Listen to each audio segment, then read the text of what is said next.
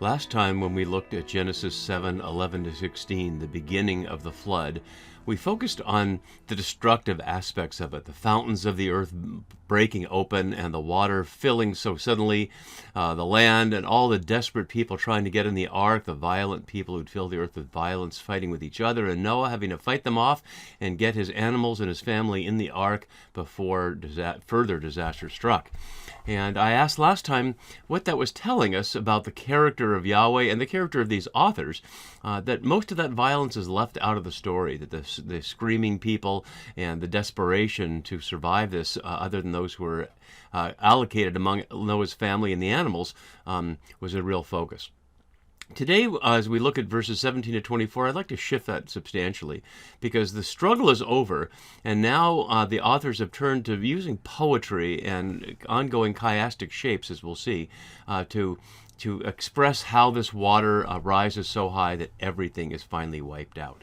So you can see on the right side of the screen, as we've been following, the different ways of shaping the entire flood story. And the blue part at the end is the one that I've been using here pretty much. Now you can see we're in the F part, 7:17 to 24, and then the one half a verse we'll be at next time. We won't just do that one verse, but that'll be the very center of it. That's one way to look at it. And another way to look at it, as we've seen also, is from Gordon Wenham, who arranges the chiasm a little differently, but in this case, he has not a center, but a paired center, E and E prime there. And note it's the same verses, 7:17 to 24. And even Kasuto's two sets of 6 paragraph situations, still 7:17 to 24 as a unit. So no argument there, no matter how you slice it, this section is a unit. But something that scholars have disagreed about is, as we've been seeing, is what source it belongs to in terms of J, or non-P, as recent scholars have called it, or P itself. And we've been using this chart to highlight that, but this time I want to really highlight how what scholars tend to divide, readers can easily put back together.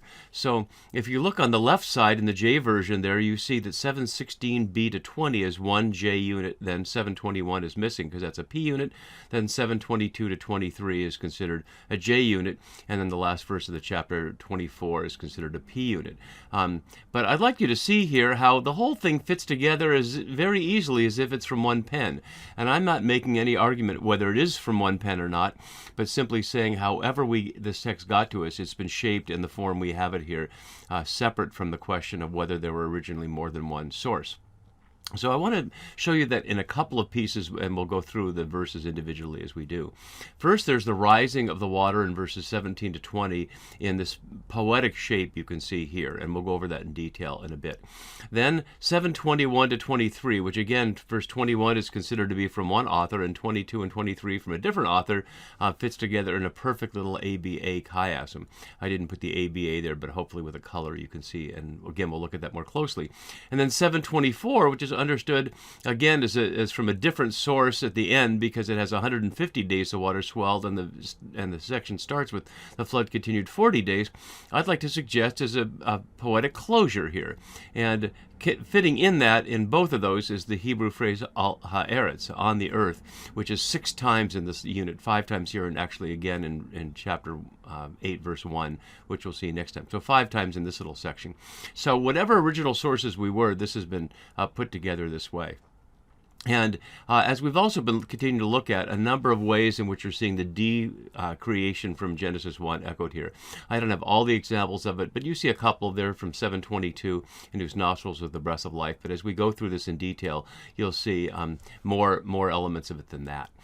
So there are actually no characters in this story at all. In this part of the story, Noah is mentioned at the very end, but notice God is not mentioned, nor the people mentioned, or the animals mentioned, except when they die. In the first part here, it's simply the water and the earth and this little ark. Little compared to the earth and the ocean, but not little for Noah to make it, floating on the surface of it. So let's look at these verses in some detail, and using the poetic shape we can see on the side there. So, again, as Wenham notes, the absence of any personal names apart from a parenthetical mention of Noah in verse 23, which we'll get to, enhances the atmosphere of desolation. And certainly that's so, despite the rather stately poetic scene of here, the desolation of everything being destroyed. So the word for continued here is simply vahi, and was. So the flood was 40 days on the earth. And if we looked before and seen that 40 is a number, a pregnancy number for a completion of a waiting for transformation from one way of being into another. So 40 weeks is literally the pregnancy, but here 40 days, just like 40 years in the Exodus story, expresses the fullness of it. And this is the first of the times we'll hear al ha'eretz, on the earth, and I want to focus on that as a part of the poetic shaping of this here. And we'll see it through a couple of words, increase and swelled. And we're going to look at the individual Hebrew words, but in this case, the English translation mostly translates it fair enough so that we can really hear that without looking too much in the detail of the Hebrew here.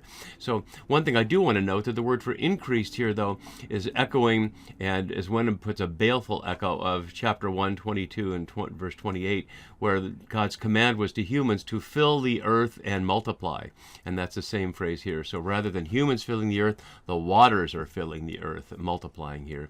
And bore up the ark, and it rose high above the earth. That's more words than there are in the Hebrew here. Literally bore and up it rose. Highlighting, again, the poetic simplicity of this. So the English puts more words in than the Hebrew. So what I want us to hear in these verses, as you can see hopefully see on the right side, is this emphasis on the increasing amount of water, where the ark is, and where it is in relationship with the earth. So let's look at it on the poetic side, and then we'll go back a little bit and look at some of the individual Hebrew words. And perhaps tone helps it here as we enter into this section. So how about listening to it like this and see what effect it has? The flood continued 40 days in the earth, and the waters increased and bore up the ark, and it rose high above the earth. The waters swelled and increased greatly on the earth, and the ark floated on the face of the waters. The waters swelled so mightily on the earth that all the high mountains under the whole heaven were covered, the waters swelling above the mountains, covering them 15 cubits deep. So with this refrain of the swelling and increasing, and the Hebrew is more specific. So that's what I want to get to here. The English doesn't quite convey the poetry, and of course poetry in any language is hard to translate. So swelled and increased greatly here. These two verbs, as you can see in my note down below, are almost exclusively flood story, not completely, but really providing this poetic refrain here. The word for greatly here, me'ad, is really just an adjective that expresses intensification, and here it's one time, but what you can see in verse 19 is swelled so mightily is me'od, me'od. So that's where the word is increasing just as the strength is increasing. So first we hear the waters increase, then they swell and increase greatly. Now they swell greatly, greatly, so to speak, enough to cover all the mountains. And it says the ark floated on the face of the waters, but literally it's went. Here the Hebrew, again, is simpler than the descriptor in the English here. So the ark went on the face of the waters. Notice something that's going to be in contrast here is the face of the waters and the face of the earth. The face of the earth is going to be completely covered, so there's only a face of the waters here. And that sense of the face of the waters is, again, echoing the very beginning of Genesis, where God's Spirit hovered over the face of the waters. And so now, as we saw the swelling and mightily, we've already seen that. All the high mountains, only here in Genesis, but 41 times in the Masoretic text. So we haven't heard a lot about mountains in Genesis so far. Hasn't been an issue. It will be in a number of other times, as we'll see. But here, all the high mountains were covered. So obviously, that's the end of that as far as life on earth. And that gets us into verses 21 to 23. And I really want to highlight here, again, the continuation. If we go back to the flood story here, we see again that 21 is understood as part of the P text. We can see that on the other side here, where 21 is here in 24, and then 22 and 23 are from the J or non-P thing. But I'd like you to hear how tightly 21 to 23 fits together, and what it's saying that often the translation misses here. So I have on the right side, but you could also see it directly on the left side, the New Revised Standard. And there you see in 21 it says, all flesh died that moved, and it appears to repeat that in 22. Everything on dry land and whose nostrils was the breath of life died, and then it shifts to blotted out in 23. 23. But it's a different verb in verse 21 than it is in 22, as you can see from the green section there on the right side of the screen. All flesh died. The Hebrew word go there literally just simply means to expire. And I really want to highlight that that is not dying in itself. It's expiring. In other words, it's the undoing of the breath of Yahweh that gave the Adamah, the topsoil, the fertile part of the land, life in itself. And so now it's expired, it's breathed its last, and only after it's breathed its last, then it will die. So it's not a matter of repeating in verse 21 that all flesh died and then putting it a little differently in 22. It's expressing a sequence here. And that sequence continues all the way through verse 23. And so the sequence involves 3 different steps.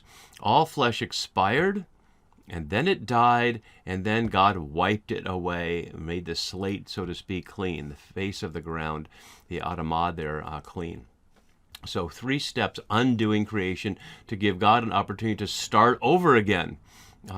And we looked last time at the character, raised at least the question of the character of God in terms of violence, and we'll see this some more, especially next time when we see in chapter 8, verse 1, that God remembered.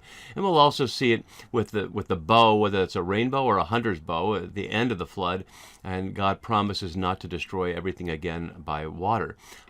But we could also begin to look at this in a way that we'll see an indigenous perspective later in chapter 9. This is God simply saying, this is not working the way I wanted it to do, so I'm going to just tear it all down and start over again. So in that sense, yes, things are dying, but it's a recreation, it's a take 2, if you will, on God's attempt to have creatures in the image and likeness of God that don't run wild and destroy what God has created for them as gift. So it's this sequence that creates this poetry here. And again, if we see these as 2 separate authors, 2 separate sources, then neither of them knew that poetry. It's created here by the final redactor, or perhaps not. Perhaps it was not really 2 pieces ever. It was always one. Notice the sequence, too, that's in reverse order here. So first we hear all flesh died on the earth, and then we hear first in verse 21 the sequence of birds, and then behema, translated here as domestic animals, but just 2 verses later simply translated as animals, which is very misleading. But behema generally means large animals, and for these people, large animals were largely the domestic animals, but they had large wild animals too. But then you see in verse 21 it's described as wild animals, and there really isn't a separate word that distinguishes wild animals. It's simply just living things, haya. And then the swarming creatures, which is parallel to the creeping things in verse 23, but not quite the same word. But the word that helps the chiasm work there, the Hebrew rims with no vowels, in verse 23 translated as creeping things, but in verse 21 it's those things that moved on the earth. So why the translators take the same Hebrew word a couple of verses apart and translate them differently so you can't hear the parallels, you'd have to ask them. But I'm hoping at least now you can hear this reversal, that it starts with all flesh and ends with human beings, and then in verse 23 it blotted out all living things, starts with human beings, and works the other way around. And in verse 22 at the center is the most ironic and poignant expression that really does make clear the reversal of the creation story. Everything on dry land in whose nostrils was the breath of life died. And that's plainly echoing chapter 2, verse 7. Nostrils is a rare term here. Nishmat Ruach Chaim here, and back to 2:7 we see that there.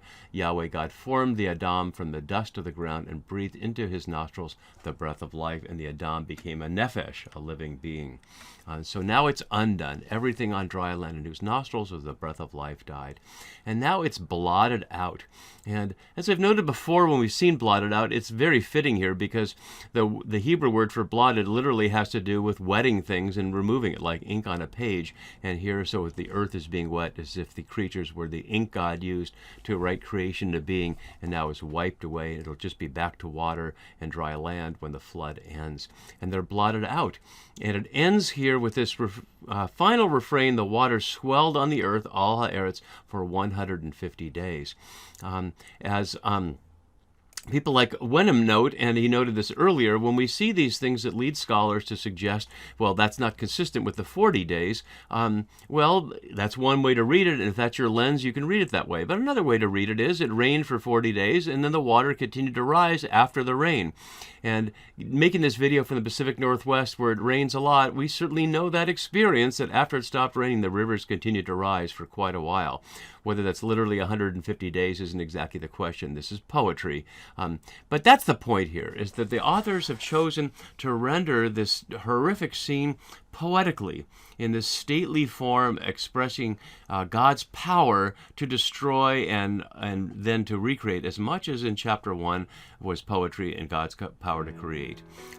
But the hope is, as you can see on the screen on the left side, but God remembered. And that's where we'll go next time, to form the other side of the chiasm and the movement from destruction to recreation. See you then. Bye-bye.